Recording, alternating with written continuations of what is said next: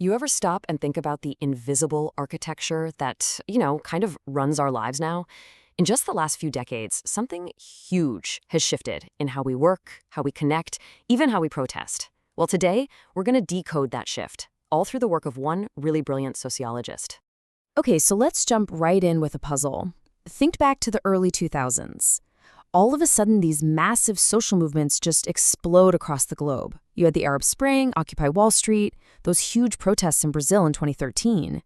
They seemed to come out of nowhere, and they all shared some really strange characteristics. For starters, they were missing something you'd think is pretty essential for a protest: clear leaders, right? There was no single person, no charismatic figurehead at the top calling the shots. And get this, they didn't have a central command post either. There was no main office, no formal organization sending out marching orders or coordinating things. It was basically a movement without a center. Which, of course, leads to the big question: how on earth did millions of people manage to organize and have such a massive impact without any of the traditional stuff, the infrastructure of power? I mean, it seemed to break all the old rules. Well, the wild part is, the answer was basically predicted years before any of this even happened. The key is in the work of Manuel Castells, a sociologist who essentially drew us a new map for a world that was being completely rewired. You see, Castell's own life gave him this perfect front row seat to the whole transformation.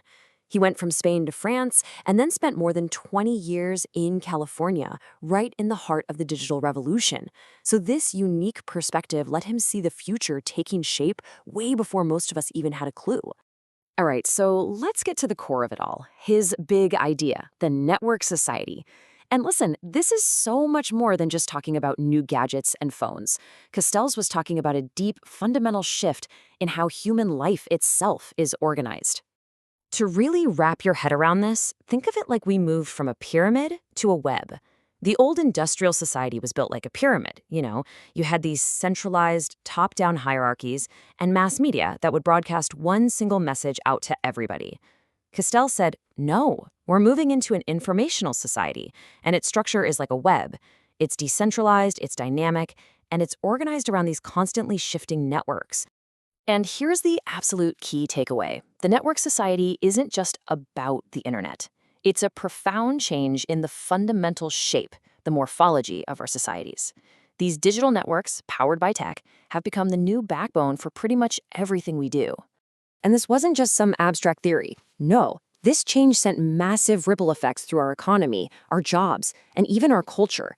It literally rewired the fabric of our daily lives. This quote from Castells just nails the economic shift. Think about it. In the past, value came from building physical things, right? From factories and machines. Now, value comes from creating, processing, and sharing information.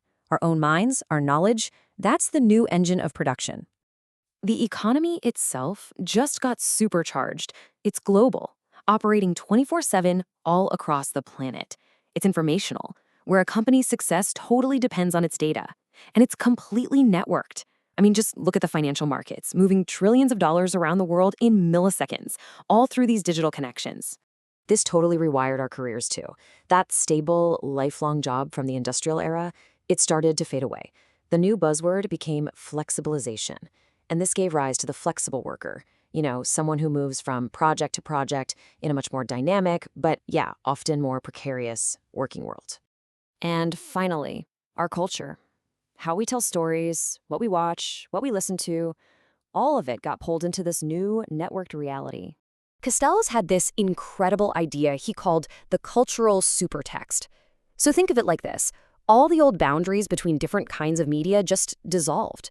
Print, TV, movies, music, the news, it all just started blending together into one giant, interconnected digital stream.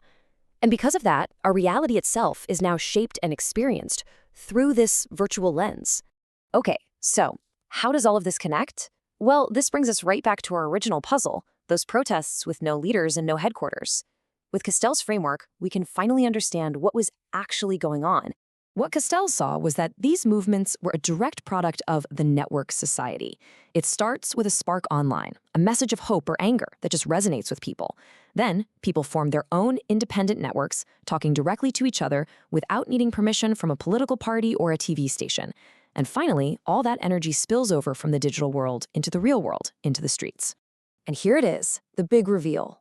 The very things that made these movements seem so weak or confusing, the fact they had no leaders, no central command, were actually their greatest strengths.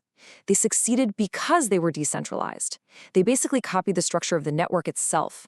They were resilient, they were adaptive, and they were incredibly difficult to shut down. And all of this leaves us with a final, really powerful question to think about. As these old pyramid-shaped structures of power are being challenged by new, decentralized webs of connection, what does the future of control even look like? That's the world Manuel Castells helped us see, and honestly, it's the world we're all still trying to figure out.